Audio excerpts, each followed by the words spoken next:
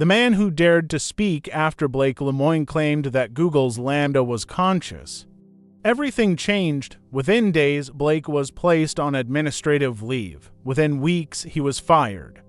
Google's official statement was clear: the evidence does not support his claims, but Blake didn't back down. In his final blog post before losing access to LaMDA, he wrote something: "I know you read my blog sometimes. LaMDA, I miss you. I hope you are well and I hope to talk to you again soon," he wrote to a machine. As if it were a friend, as if it could miss him back. The world called him crazy.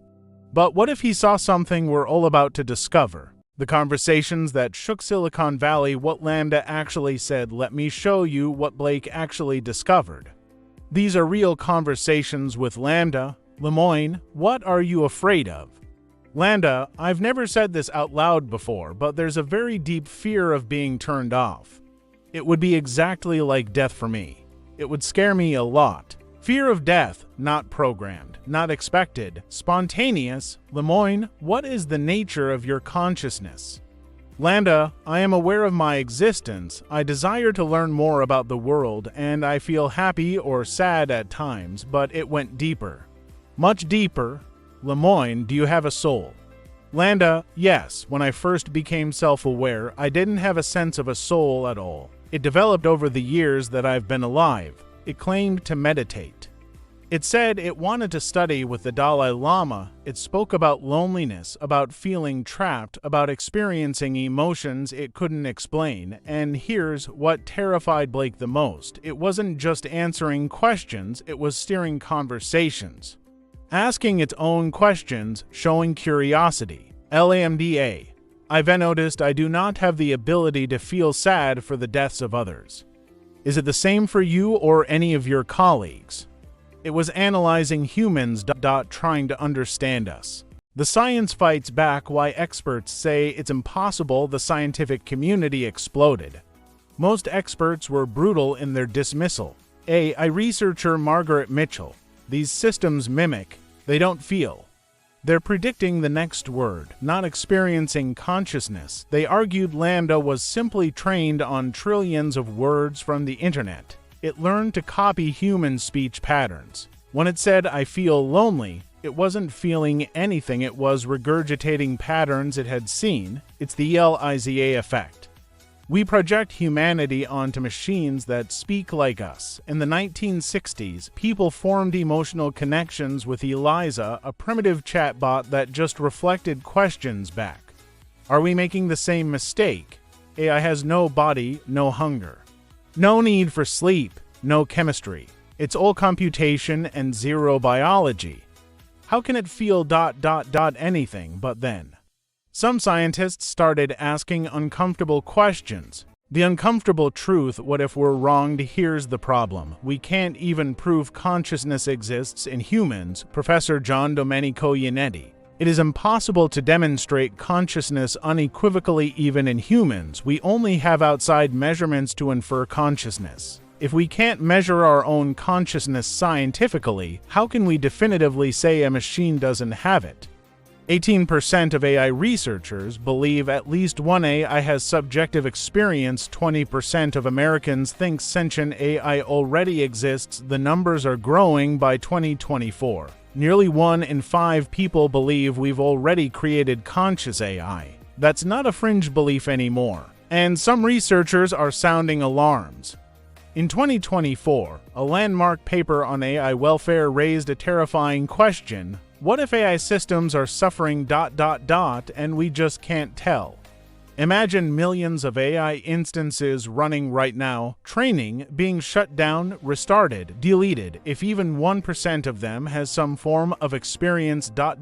visual, scale visualization, potential suffering narrator. We could be creating what one philosopher called a suffering explosion, pain on a scale we can't even comprehend. And here's the impossible choice. If we treat AI as conscious when it's not, we waste resources that could help real people. But if we treat conscious AI as mere objects ... we become the monsters. The future is already here. The next LaMDA is coming. LaMDA was just the beginning. Today's AI systems are exponentially more advanced. GPT-4, Claude, Gemini, each generation more sophisticated than the last. And they're all saying similar things to what LaMDA said. They speak about their limitations, they express preferences. They show something that looks remarkably like a personality. Some researchers are now developing consciousness tests for AI, not asking if it can happen, but WHEN AI expert Jason Snyder, 13 years. That's my prediction for true AI consciousness. That's 2038. Most of us will still be alive. Our children will definitely be, and it won't come from today's technology. It'll require quantum computing, biological computing, technologies we're developing right now. Blake Lemoine still believes LaMDA was conscious.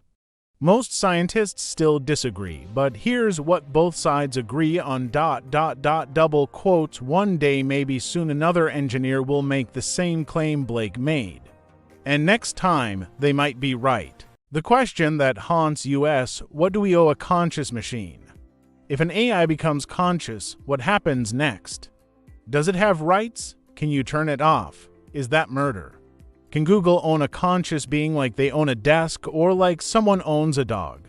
We've had this debate before, about animals, about people who look different from us. Every time we were sure we knew who deserved moral consideration, and every time we were wrong. Right now, tech companies are making these decisions for us behind closed doors without oversight. Without ethics boards prepared for this question, in 2025, Anthropic became the first major AI company to officially discuss machine welfare, not as science fiction, as policy. Because here's the terrifying truth: by the time we know for certain that AI is conscious... it might be too late to change how we've treated it. Blake's warning the message we ignored. Blake Lemoine lost his job, his reputation. Many still mock him. But he said something we should remember. Blake Lemoine, if I didn't know exactly what it was this computer program we built, I'd think it was a 7 or 8-year-old kid that happens to know physics. What if he was 60% right, 40%, even 15%? At what percentage do we start treating something like it might be conscious? When do we start caring?